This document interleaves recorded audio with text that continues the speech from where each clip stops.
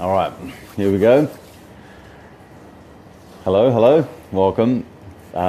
This is awesome actually because last week I mentioned through a Facebook post that I'm going to be doing a live Q&A every Tuesday, Q&A Tuesday, and I believe today's Tuesday. So here we go. We've got a first viewer question from a gentleman by the name of Murat Akin.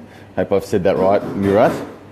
So if you're online, say hello and let me know that you're here. Give me the likes and the loves across the screen. Let me know if you can hear me okay as well. Just put yes in the comments. I can hear you okay. But without further ado, let's get this show on the road. So nothing light for you Tuesday actually. So here we go. Murat has asked that he has conversations with his friends and acquaintances around happiness. What is happiness? What is how do I find inner peace? And what is my purpose? All right. So thanks for the easy questions to get started. So here we go. First of all, I just want to make a disclaimer: is that I guess these are my opinions. These are something that is just what I think is to be true, and not necessarily what is true for you. So I want you guys to make up your own mind as to how you think and feel about what I have to say. But in my short life, I have come to know that happiness is created around understanding what your values are, what lights you up, what makes you come alive, what makes time stand still. There is a lot of things, and this is all ties in actually to inner peace and to purpose. So when people say, I just want to be happier, or when people say I want to find rest, calm, inner peace, when people say that I want to find, that thing, my purpose, the reason why I'm meant to be here, to me it all comes down to understanding yourself, understanding self-awareness, understanding what lights you up, understanding what meets your needs, what meets your values. So I'm going to come to you from a position of what's true in my life, and then you can kind of make up your own mind, okay? So first of all, in terms of me being happy within my own life, I've had to understand what my values are. So values to me are things like time freedom, okay? Time freedom is a value. Value to me is personal growth. So if I'm growing as a human being, and that is being met, then my values are being met, and it makes me happy. Okay, so a value for me around, say, relationships is being told that I'm appreciated. Okay, values for me around relationships is physical touch. Okay, so if I have a connection, a physical connection, then I feel valued, right? So I feel that my values are being met, and it increases my happiness. It increases my level of inner peace. Okay, so when I extend that further on into things that are making me happy or unhappy within my life, that only means to me that my values are not being met. And so I can do a couple of things about this. I can actually change or reassess my values. I can change my behavior. So I can change the way I look at things, my paradigm of the world. I can also change my environment. So if in a relationship that my values aren't being met, then there's a couple of things that I can do there to make sure that I understand their values, they understand mine, we can meet each other. And then if that is something that can't be met in a middle ground, then perhaps that is something like you just can't be together anymore. You can change your environment, all right? It's not a pretty decision to make, but it's a decision nonetheless. So if I relate this to my work and my career, so if I have a value around certainty, and this goes for a lot of people that are in business. I've got a value around stability and certainty. However, I'm in business which is largely unstable and uncertain, okay? So your values are always going to be compromised, and that's something that if you're in business, then you kind of have to say, well, do I need to reassess the hierarchy of my values and what's being met? Or do I need to actually maybe get out of business? Because if certainty and and having stability in my life is key, then perhaps I should find a career or a job that's going to provide me that level of certainty and stability. If it's not your business, then you either create it within your business or you leave the business. That's my thing. Okay, all right. So am I making sense? I know this is a really, really deep topic, and it's kind of hard to explain in a very succinct kind of way, because every one of you and for myself have a different opinion of what makes us happy. So in a nutshell, if I talk on happiness, happiness is what makes you light up, what makes you come alive. Happiness is what makes you feel connected. Happiness is something that makes you smile, come alive, all that kind of stuff. However, it's only going to make you happy if you understand what your values are. So what makes me happy, again, if I draw from personal experience, if I go to happiness at home with my children, one of my values is being greeted at the door as soon as I walk in and I see my kids, okay? So if I am greeted, I feel happy. All right. Happiness at work to me means that I am contributing to others. So contribution is a value. So if I'm happy at work, it means that I'm contributing to other people's lives and I'm helping them. That makes me happy.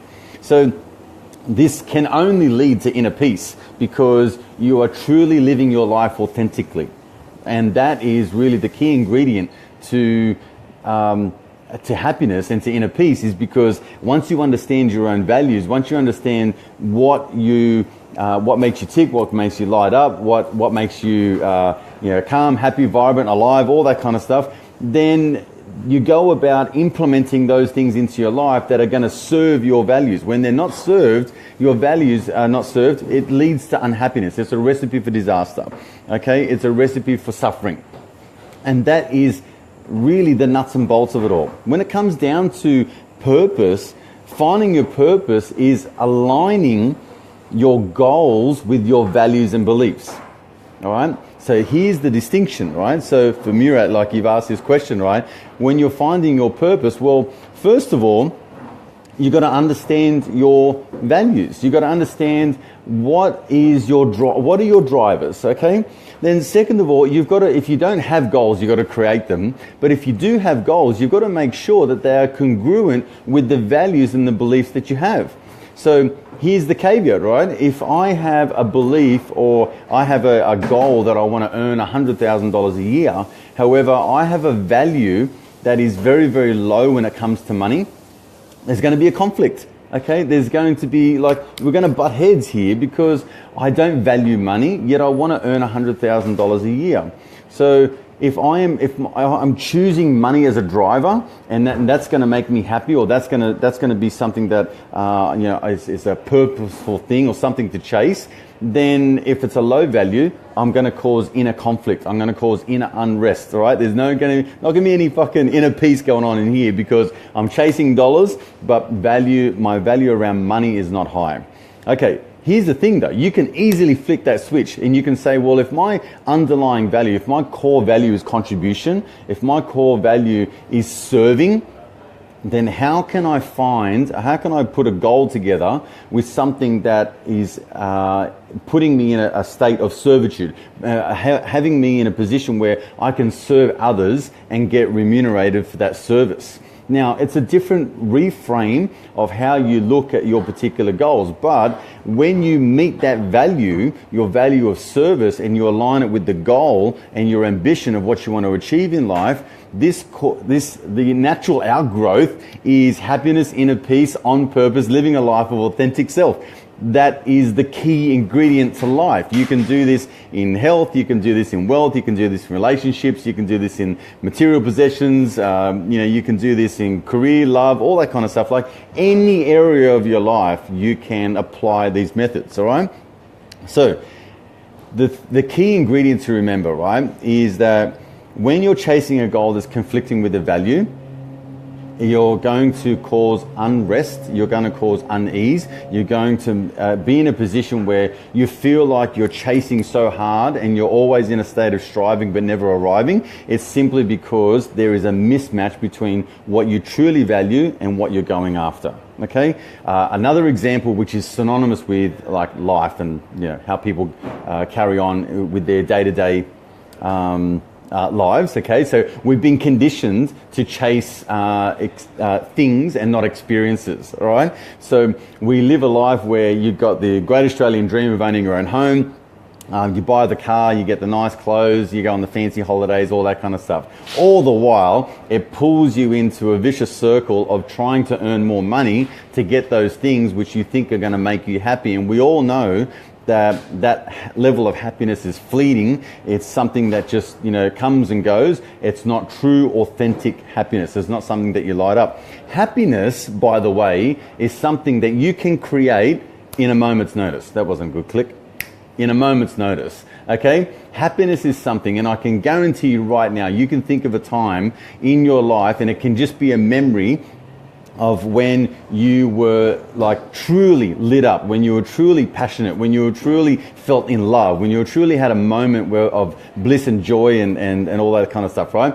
Like you can think of it now and you can be happy. So happiness is something that is a state of mind and something that can be created. However, it's highly influenced by the values that you have within your life, and it's highly influenced by the environment that you are putting yourself in that helps you have that happiness show up more often, okay? So I'm going off on a bit of a tangent, right? So here we go.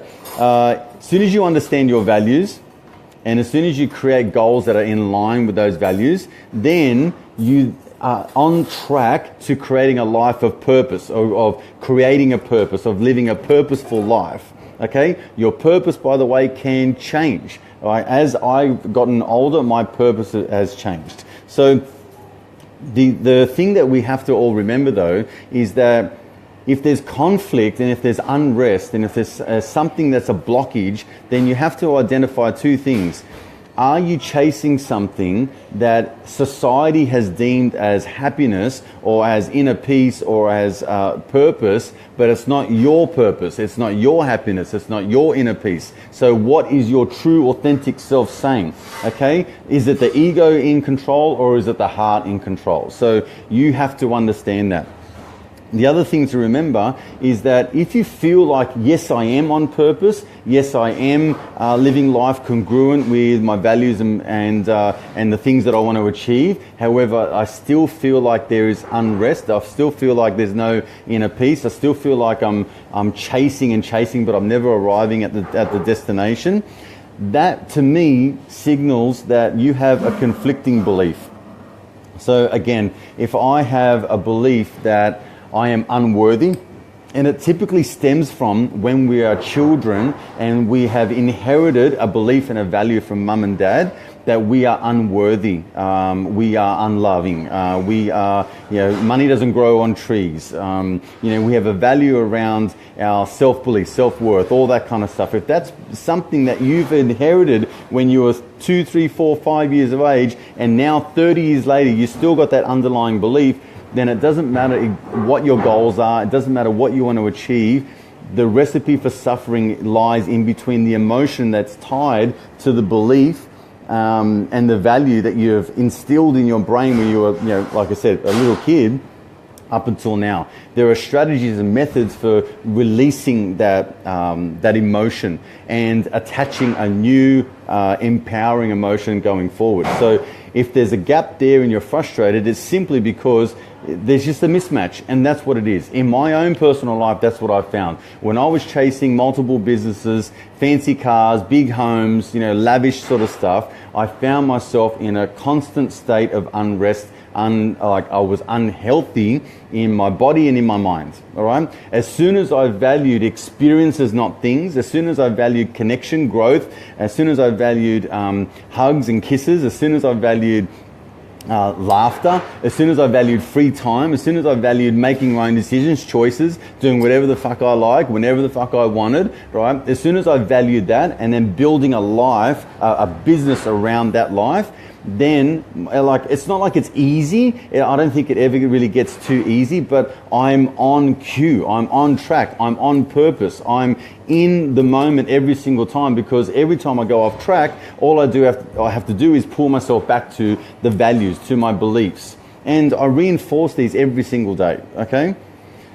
Whew. Okay, it's a big Tuesday Q&A, and I hope that some of this is resonating with you and sinking in. If there's any questions that you have and you want me to answer them for you in my own, way, then please just comment below and I'll be happy to address these at another live Q&A, okay? For those of you who have hung around and listened to what I have to say, thank you so much. I truly appreciate it. If you know of someone who could use this type of information, then please share it with them so I can get my message out to more people. Other than that, until we meet again, I'll see you guys in the next video. Thanks again to Murat for your question. I truly appreciate it, and I hope this has helped you on your way. Until we meet again, I'll see you on the next video. Bye for now.